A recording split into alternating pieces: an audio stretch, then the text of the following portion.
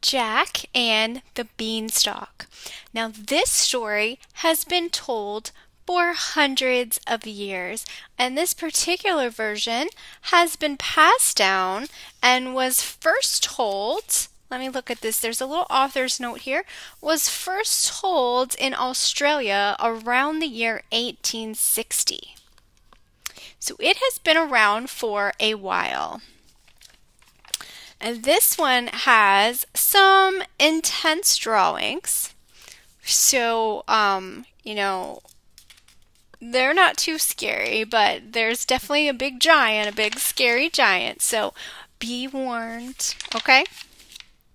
All right, Jack and the Beanstalk. There was, once upon a time, a poor widow who had an only son named Jack and a cow named Milky White. And all they had to live on was the milk the cow gave every morning, which they carried to the market and sold. But one morning, Milky White gave no milk, and they didn't know what to do. "Cheer up, mother. I'll go and get work somewhere," said Jack. "We've tried that before, and nobody will take you," cried his mother. "We must sell Milky White, and with the money start shop or something." Uh-oh.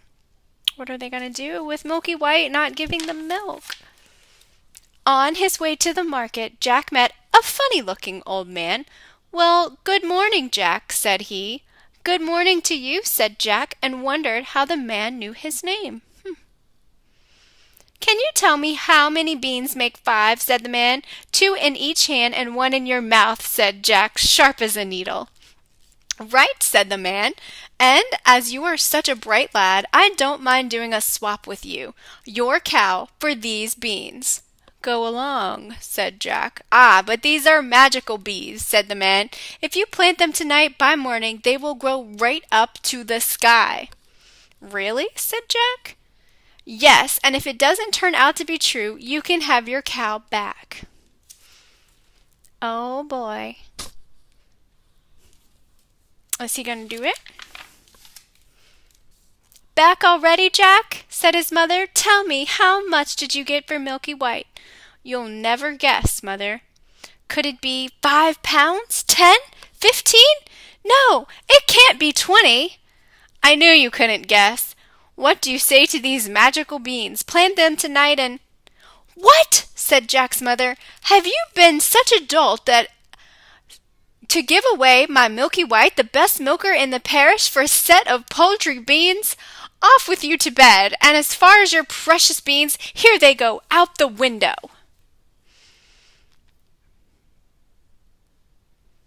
Was Jack's mother very happy? Because she thought they needed the money, right? Uh-oh. So, Jack went upstairs to his little room in the attic, and sad as sorry he was to be sure, as much for his mother's sake as for the loss of his supper. At last he dropped off to sleep. And what is happening outside? What is this? Look at this growing from the beans, I think. When Jack woke up, he saw that the beans had sprung up into a big beanstalk that went up and up and up until it reached the sky. So the old man spoke the truth after all.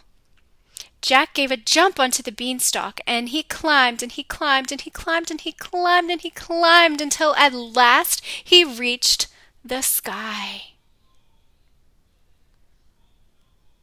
Wow. Jack walked along and he walked along until he came to a big tall house, and on the doorstep was a great big tall woman. "Good morning, Mum," said Jack. "Could you be so kind as to give me some breakfast?" "It's breakfast you want, is it?" said the great big tall woman. "It's breakfast you'll be if you don't move on. My man is an ogre, and there is nothing he likes better than broiled boys on toast." "Oh, please, Mum," cried Jack. "I've had nothing to eat since yesterday morning. Really and truly, I may as well be broiled as die of hunger." Look how little Jack is, and how big this lady is. Wow. Well, the ogre's wife was not half bad after all. She took Jack into the kitchen and gave him some bread and cheese when all of a sudden, thump, thump, thump, the whole house began to tremble with the noise of someone coming. "Goodness gracious me!" said the ogre's wife. "Come along, quick!" And she bundled Jack into the oven just as the ogre came in. He was a big one, to be sure. "Ah, wife, what's this I smell? Fee, fi, fo, fum! I smell the blood of an Englishman. Be he alive or be he dead, I'll grind his bones to make my bread." Look, you can see his toe coming. And look at him.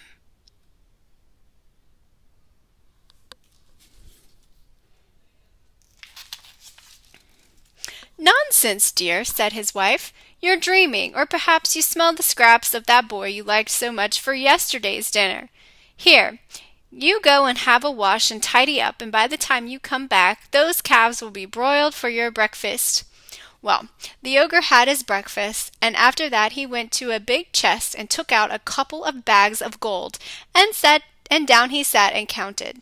At last his head began to nod, and he began to snore until the whole house shook again.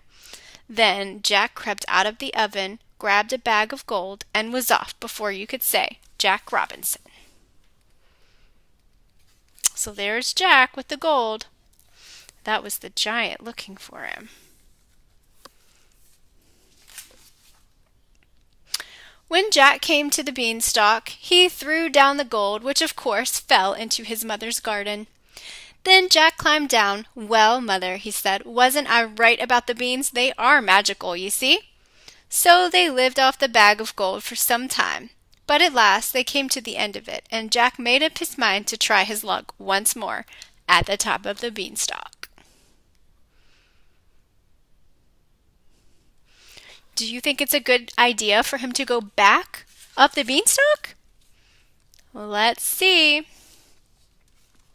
One fine morning he rose early and jumped onto the beanstalk, and he climbed and he climbed and he climbed, and he walked and he walked and he walked, until at last he came to the big tall house he had been to before. There, sure enough, standing on the doorstep, was the great big tall woman. "Go away, my boy," said the big tall woman, "or else my man will eat you up for breakfast. But aren't you the youngster that came here once before? Do you know, that very day my man missed some of his bags of gold." "That's strange, Mum," said Jack, bold as brass. "I dare say I could tell you something about that, but I'm so hungry I can't speak till I've had something to eat." Well, the big tall woman was so curious that she took him in again.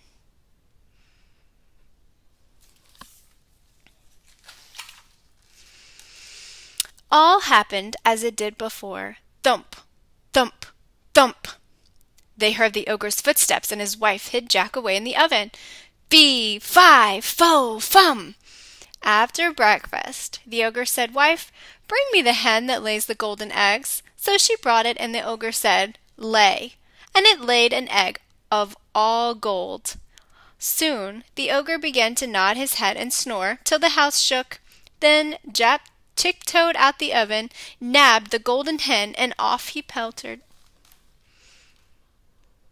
He took the hen that lays the golden eggs. He stole it. Oh boy. But this time, the hen gave a cackle that woke the ogre, and just as Jack got out of the house, he heard him roaring, "Wife, wife, what have you done with my hen?" When Jack got home, he showed his mother the wonderful hen and said, "Lay" to it, and it lay one golden egg after another. Well, it wasn't long before Jack decided once again to try his luck at the top of the beanstalk. Should he go back up again? What do you think? Would you go back up again if it was you? This time, he knew better than to go straight to the ogre's house. When the big tall woman came out with a pail, he crept into the house and got into the bread box. He hadn't been there long when he heard thump, thump, thump, as before, and he came in The ogre and his wife. Fee, fi, fo, fum. I smell the blood of an Englishman. I smell him, wife, I smell him. Do you, my dearie? Said the ogre's wife. Well, if it's the little rogue that stole your golden hen, then he's sure to have gotten the oven.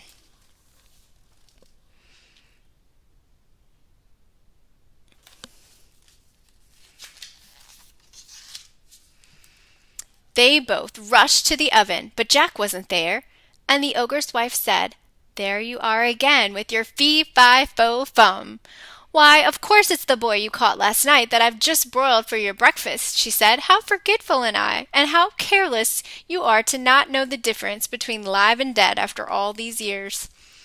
Well, I could have sworn, muttered the ogre, and he searched the cupboards and everything, only luckily he didn't think to search the bread box.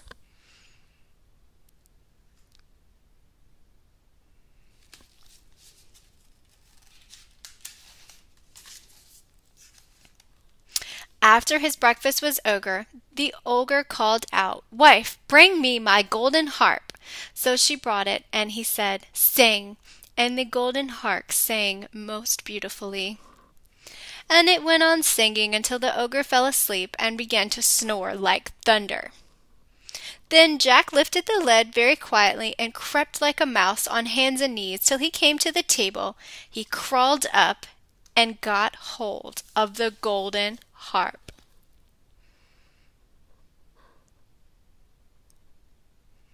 You see the harp singing?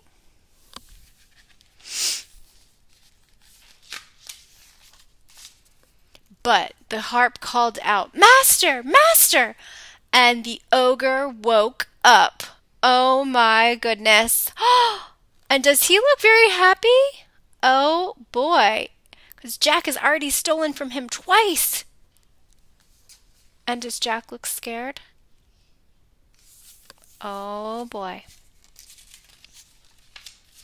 Jack ran as fast as he could, and the ogre came rushing after. When the ogre saw Jack climbing down for dear life, he swung himself onto the beanstalk, which shook with his weight. Down climbed Jack, and after him climbed the ogre. Jack called out, Mother, Mother, bring me an axe! What do you think Jack is going to do with the axe? Let's see. Jack's mother rushed out with the axe in her hand, and Jack gave a chop at the beanstalk, cutting it in two. The ogre fell down and broke his crown, and the beanstalk came tumbling after.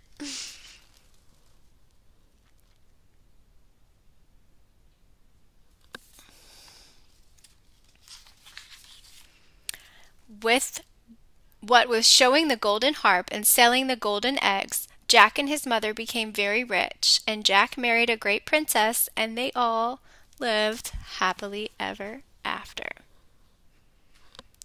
The end.